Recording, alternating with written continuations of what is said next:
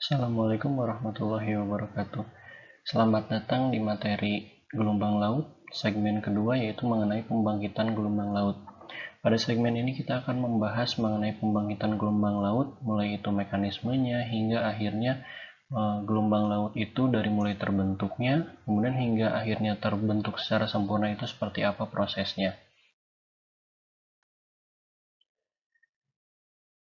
Kita mulai dari pembangkit gelombang laut itu sendiri. Sebagai catatan, gelombang laut yang dibahas kali ini adalah gelombang yang dibangkitkan oleh angin, karena dalam ilmu oceanografi atau dalam disiplin ilmu oceanografi banyak sekali gelombang yang bisa kalian temukan. Pasang surut merupakan salah satu gelombang juga, namun pada kali ini yang kita bahas adalah pembangkitan gelombang laut oleh angin atau gelombang angin. Jadi yang pertama, angin berhembus di atas permukaan laut, kemudian angin tersebut memberikan energi, memberikan momentum, mentransferkan energi tersebut ke permukaan laut hingga akhirnya muncul gelombang laut. Kemudian ada 3 faktor yang mempengaruhi gelombang laut itu akan seperti apa.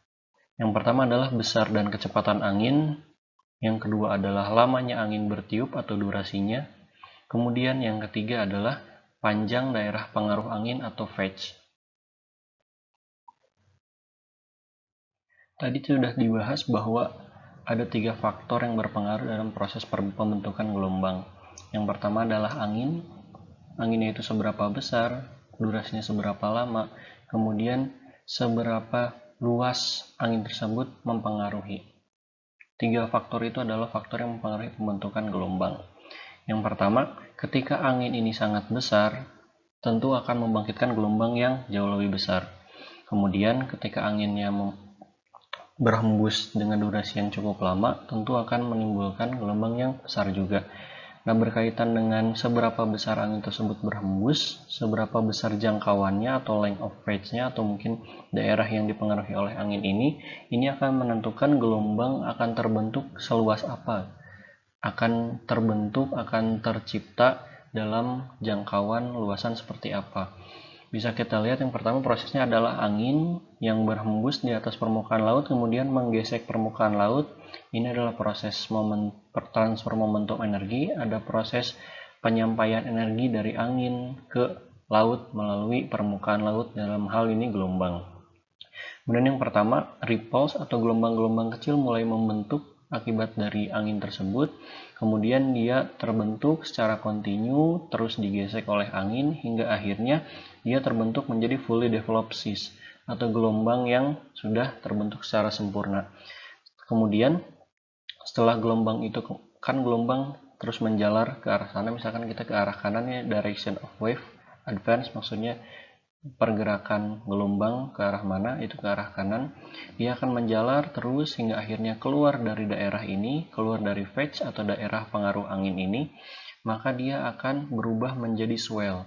Gelombang yang tadinya kecil-kecil, tidak beraturan karena pengaruh angin, sementara di sini sudah mulai terbentuk secara sempurna dan akhirnya keluar dari pengaruh angin, dia gelombangnya bisa kalian lihat lebih besar-besar, kemudian lebih teratur.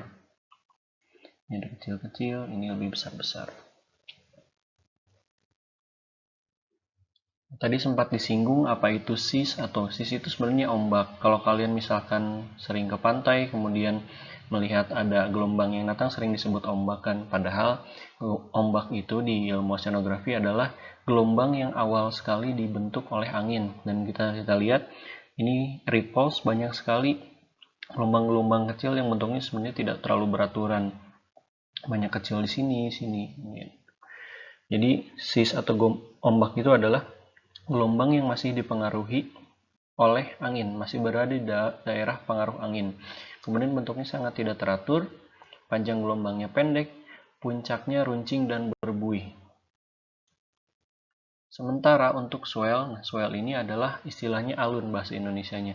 Bisa kita lihat gelombangnya telah keluar dari daerah pengaruh angin seperti yang disampaikan di gambar sebelumnya.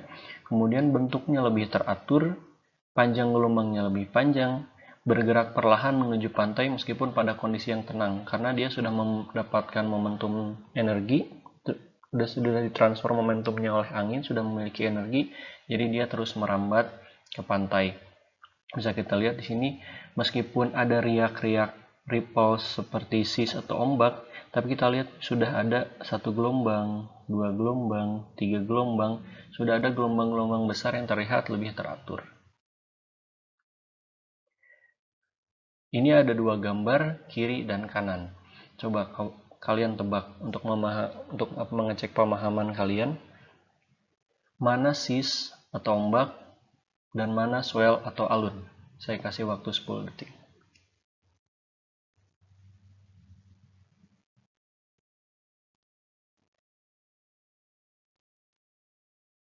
Ya, 10 detik sudah selesai.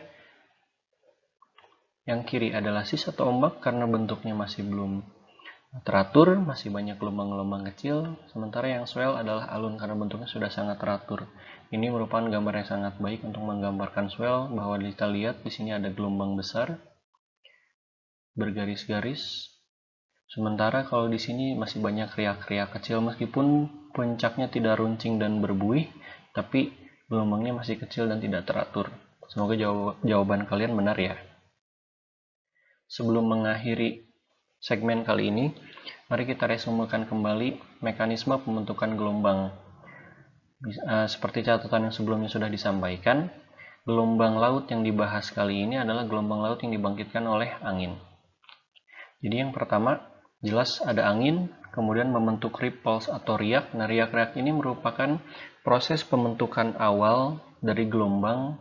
Dalam hal ini adalah membantu transfer energi dari angin. Kemudian terbentuk sis atau ombak. Nah, sis ini adalah gelombang yang bentuknya tidak teratur seperti sudah dijelaskan tadi. Kemudian dibandingkan dengan riak atau ripple, sis ini sudah memiliki energi yang lebih kontinu karena secara kontinu ditransfer energi dari angin dan sudah membentuk gelombang yang lebih panjang dan tinggi daripada sekedar ripples. Kemudian terbentuk the fully developed sis, atau ini sudah masuk ke alun, swell tadi. Gelombang tidak akan bertambah lagi meskipun angin tetap bertiup dan akhirnya dia keluar dari phase atau dari daerah pengaruh gelombang. Kemudian keadaan ini menyatakan kesetimbangan antara proses penambahan energi oleh angin dan pengurangan energi melalui pecahnya gelombang. Kemudian gelombang terbentuk hingga akhirnya memiliki energi yang kontinu, memiliki energi yang tetap, dan terus merambat menuju ke pantai. Ini adalah diagram yang menggambarkan proses pembentukan gelombang. Ini adalah map view atau bird eye view, kita lihat dari atas. Sementara ini profilnya, bila kita cuplik misalkan 1 titik, bisa kita lihat bahwa sis itu lebih acak gelombangnya, ada yang tinggi, ada lembah yang sangat dalam. Kemudian seiring berkembangnya gelombang, seiring berjalannya waktu, bisa kita lihat di sini sudah mulai halus. Kemudian di sini sudah mencapai ke swell. Dan satu rangkaian ini kadang-kadang disebut sebagai wave trains. Sekian segmen 2 kali ini.